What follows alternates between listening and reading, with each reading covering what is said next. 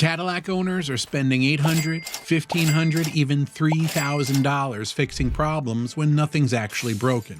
Flashing warning lights, frozen cue screens, rough or delayed shifting that feels like transmission failure. In many cases, the parts are fine. The computers are just confused. After years working on Cadillac, one pattern is clear. Modern systems glitch before they fail.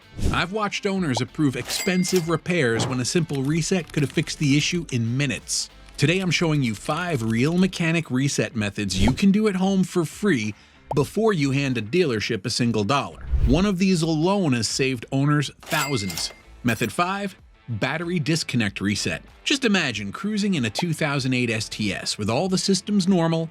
Then one day the dash lights up like Times Square. It won't start, or it gets stuck in first gear for no obvious reason. I've seen this exact thing more than once.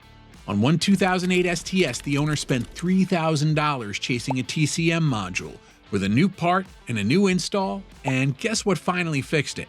Pulling the negative battery cable long enough to ditch all the gremlins in the car's computer memory. That's the same trick I'm about to walk you through. This is the first reset every good mechanic tries, especially on Cadillacs from the 2000s up through the newest CT5 and XT5 models. It's cheap, simple, and if your car has ever thrown random countdown warnings, shifted weird, or just feels sluggish, electronically, this can fix it. It doesn't cost money. All you need is a 10mm wrench in about 45 to 60 minutes. Modern Cadillacs use computers for everything, from engine timing and transmission shifts to infotainment and theft deterrent systems. All those systems store temporary data in memory. When that memory gets scrambled from software glitches, weak batteries, bad fuel, or just age, you get weird behavior. The fastest way to clear all of that and force a genuine reboot is to take away its power for long enough so every capacitor in the system drains.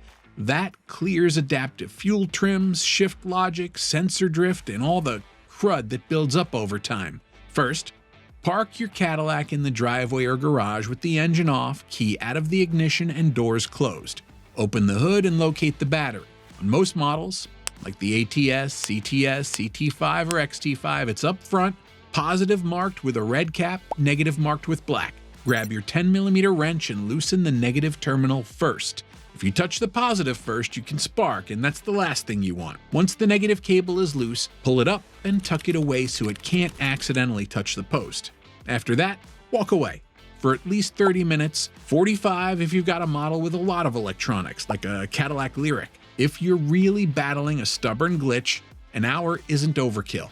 While the battery is off, go inside.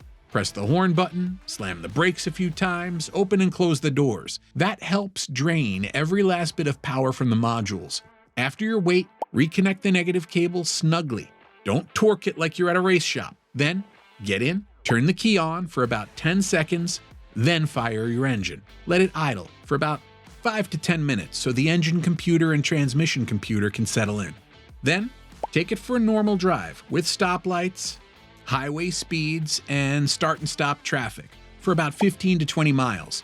This gives every adaptive system a chance to relearn how you like to drive. Remember this reset isn't guaranteed to fix every issue. It won't magically fix a bad sensor or a failing alternator, but too often in Cadillacs, you'll see weird stuff that clear up once the brain gets a fresh boost. We had a customer with an XT5 flashing warnings. The dealer wanted $200 just to look at it, but a battery disconnect reset it right. If this doesn't fix it, you can try another reset method for your Cadillac, which I'll talk about next. Method number 4, ignition hard cycles. When you find yourself sweating over warnings in your Cadillac, dealers will quote $150 just to scan, then suggest parts replacements that can easily run $500 to $1,200. Before you let that happen, there's one trick even seasoned Cadillac techs use on a stubborn electrical problem, and that's ignition hard cycling. It's stupidly simple, but it works, especially on models from the 2003 CTS up through the 2019 XTS, CT6, or XT5, with transponder keys and complex electronics. This method forces the car's brains to rethink what they think is normal. On some older Cadillac anti-theft systems like pass lock and pass key, engineers built a learn procedure right into the ignition sequence.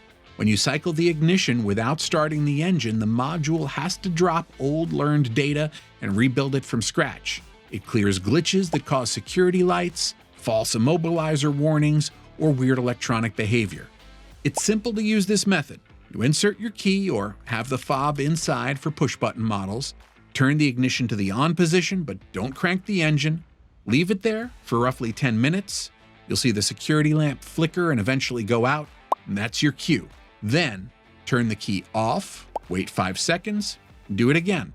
Repeat that 3 full times for about 30 minutes in total.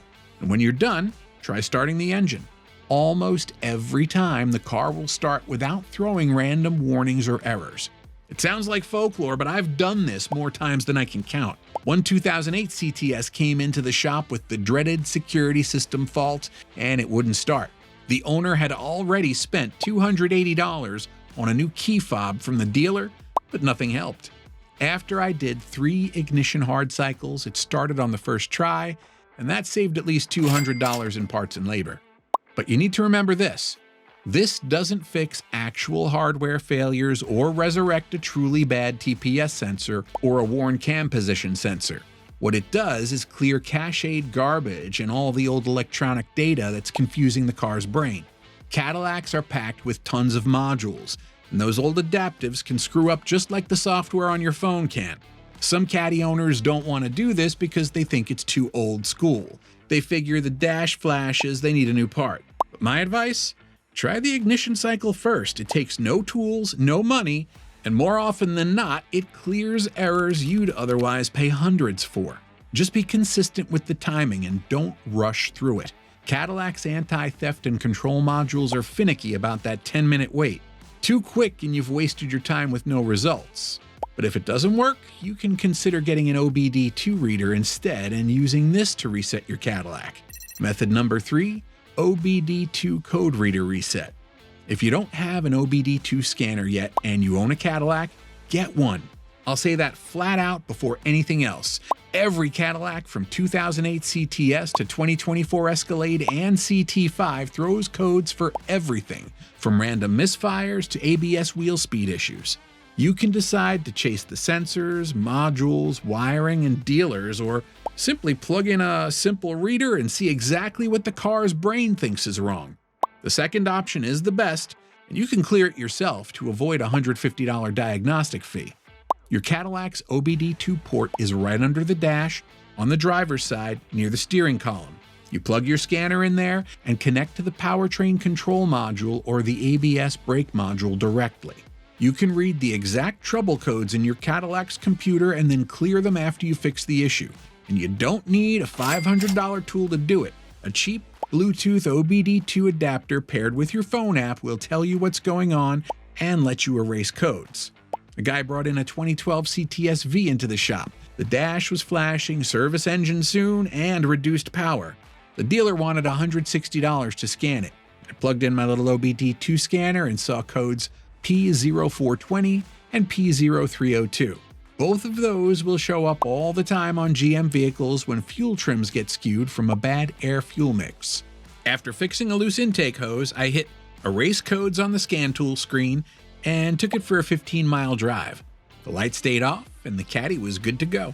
Another time, an owner of a 2017 XT5 complained of a TPMS warning that never went away. Tire pressures were perfect and brand new sensors had been fitted.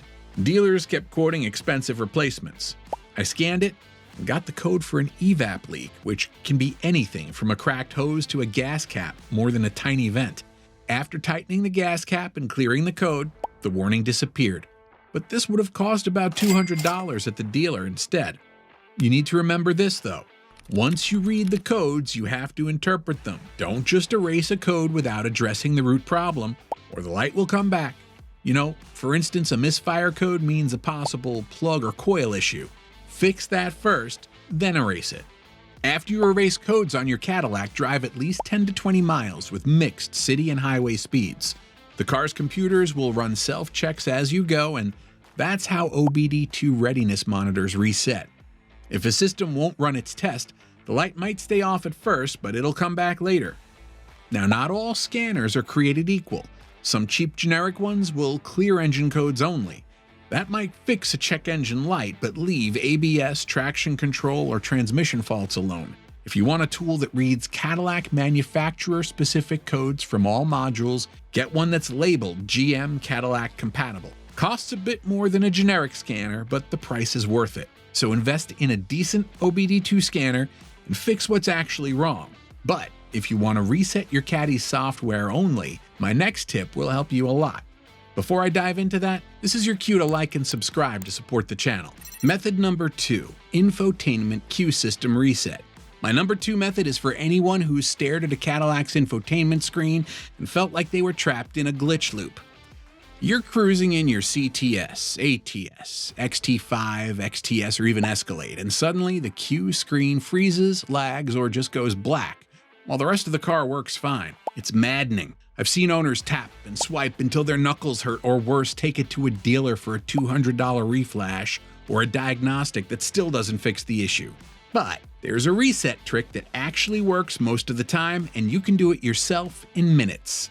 The Cadillac Q infotainment system is powerful with radio, navigation, climate control, phone, and apps, and all of these are tied into one screen. When it locks up, it can hide important functions like Bluetooth phone controls and climate settings. On early Caddy models, the screen tech even had a gel layer that dried out over time, making touch response flaky. Later models improved that, but software still hiccups from time to time. The soft reset is your first line of defense, and it won't wipe all your saved stuff. Turn your Cadillac to accessory mode or just turn it on without starting the engine.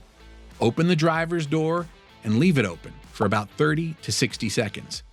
Cadillac's system uses interior power relays that stay alive even when the engine's off, so opening the door cuts that power and forces the screen software to shut down cleanly.